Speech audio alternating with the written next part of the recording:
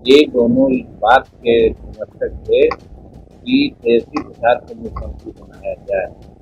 भाजपा के लोग डिसाइड करते हैं कि हाँ, नीतीश कुमार हमारे साथ रहेंगे तो हम उसका विरोध करेंगे कि राजनीतिक संभावनाओं को कोई भी बात संभव है राजनीति में, और वार में और लव में कोई चीज वर्जित नहीं है। देखिए, आज की ये जो प्रस्तुति नई नहीं है, इसकी पटकथाएं आज से 2-3 महीना पहले ही लिखी जा चुकी थी। और वो पटकथा ये थी कि 2023 में सत्ता का परिवर्तन की बात हुई थी या आपस में कुछ चर्चाएं हुई थी, और एक था नीतीश कुमार पर दबाव डाल रहे थे कि सत्ता का परिवर्तन हो और तेजस्वी जी को मुख्यमंत्री का पद सौंप दिया जाए। लेकिन एक धड़ा जदयू में ऐसे भी हैं कि जो ऐसा करने से रोकते, और यही कारण है कि जिस दिन तय हुआ कि दिल्ली में जनता दल यूनाइटेड की कार्यकारिणी की बैठक होगी, उसके एक सप्ताह पहले काफी झड़प हुई थी दो नेताओं में, खास करके एक नेता से। और उसी दिन फाइनल हो गया था कि अब ललन बाबू राष्ट्रीय अध्यक्ष नहीं रहेंगे। तो कैसे नहीं रहेंगे, तो उसके लिए टूटी हुई कॉम्पिटेंट अथॉरिटी है जो उनको पदस्थ कर सकती है। और इसीलिए एक सप्ताह बाद शेड्यूल बन गया कि 29 दिसंबर को दिल्ली में राष्ट्रीय कार्यकारिणी की बैठक। तो हम लोगों को तो पहले ही पता चल गया था, जानकारी हो गई थी कि जो नीतीश कुमार जी हैं, वो जो पहला प्रस्ताव आया कि तेजस्वी को मुख्यमंत्री बनाया जाए, उसके पक्ष में नीतीश कुमार जी नहीं पीछे, और इसीलिए ललन बाबू को अपदस्थ करने की बात आई और 29 तारीख को आपने देख लिया। इस्तीफा लगभग एक सप्ताह पहले दे दिया गया था, मिल गया था, लेकिन पार्टी में कुछ और गतिरोध नहीं हो, इसके लिए वो लिफाफा बंद रहा, किसी से कहा नहीं गया, क्योंकि डेट पहले तय भी हो गया था। तो वैसी परिस्थिति में उसी दिन बात आई और प्रस्तावक खुद ललन बाबू बने और नीतीश कुमार राष्ट्रीय अध्यक्ष। तो एक घटना पहले थी। आज जो परिस्थिति है, मैं यही समझता हूँ कि अब ललन बाबू 12 या 11 विधायकों की एक जमात लेकर के गए थे। अब ये लोग क्या करते हैं समझ में नहीं आता है अभी तक, या हम कह नहीं सकते हैं, लेकिन इतना जरूर कर सकते हैं कि अभी राजद का अपर हैंड है, इसलिए कि विधानसभा का अध्यक्ष उनके हैं। अगर 12 विधायक गुट बना करके कुछ ऐसा करेंगे तो संभव है कि नीतीश कुमार जी की सरकार डगमगा जाए। लेकिन फिर यहाँ पर जो 2-3 आदमी चाहते थे कि तेजस्वी प्रसाद मुख्यमंत्री नहीं हो, वो अंदरूनी कहीं न कहीं से बात उनकी हो चली है कि समय आने पर नीतीश कुमार जी को मदद किया जाएगा। यानी मेरे समझ से नीतीश कुमार जी फिर पलटी मार सकते हैं। ये दो लोगों का नाम आप सकते हैं।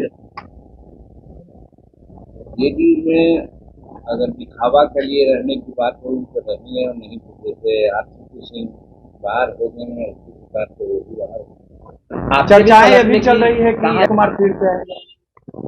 एक बात तो पहले हो चुकी, इसको दोबारा पूछने की क्या जरूरत है। एक खड़ा उनके साथ है, फुलफिल कर सकता है, और राजनीतिक संभावनाओं का खेल है, कुछ भी हो सकता है।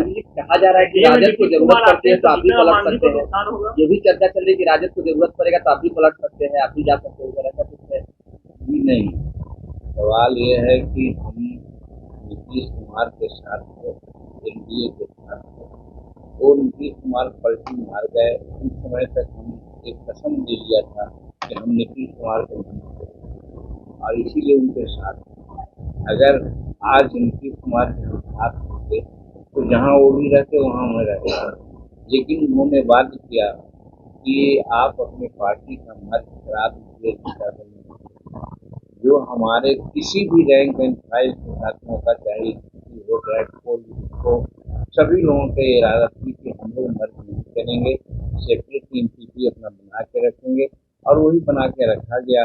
और धन्यवाद देते हैं हम एनडीए के नेताओं को, खास करके नरेंद्र भाई मोदी जी को और अमित शाह जी को, कि इन्होंने तुरंत ही संवाद दिया और कहा कि आप हमारे गठबंधन में आ जाइए, और हम उनके गठबंधन में गए तो आपने देखा कि जिस प्रकार से एनडीए की बैठक हुई थी, और बैठक में जिस तरह बैठने की व्यवस्था की गई थी, वो माननीय प्रधानमंत्री के सम्मुख बैठने की बात की गई थी।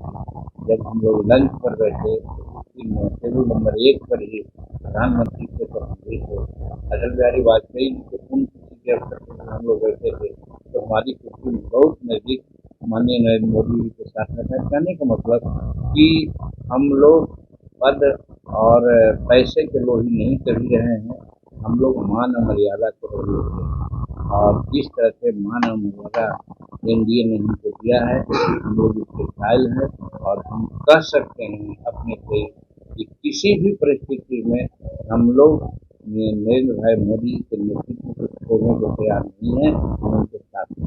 अब नाम तो पहले हम बता दिया है, एक बात फिर बता दीजिए। बात करने में थोड़ा सा लगता है, लेकिन तो भी बता दिया है तो क्या है। ललन बाबू और विजेंद्र यादव, ये दोनों इस बात के समर्थक थे कि तेजस्वी प्रसाद को मुख्यमंत्री बनाया जाए, और उधर से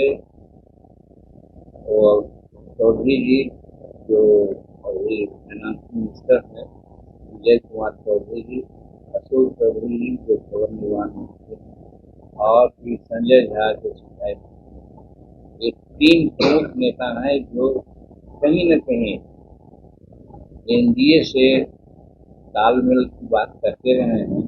और आप लोग में सुना होगा कि संजय झा शीर्ष नेताओं से, एनडीए के नेताओं से मुलाकात भी आज से करना चाहिए। तो ऐसा लगता है हमको कि कहीं न कहीं नीतीश कुमार जी स्पष्ट हो चले कि यदि ललन बाबू 12 विधायकों को इधर उधर कर सकते हैं, और लालू प्रसाद जी दूसरा कवायद करेंगे, तो शायद उनको मदद कहीं से मिल जाएगी, और वो मुख्यमंत्री के रूप में देश में वैसे बने रहेंगे।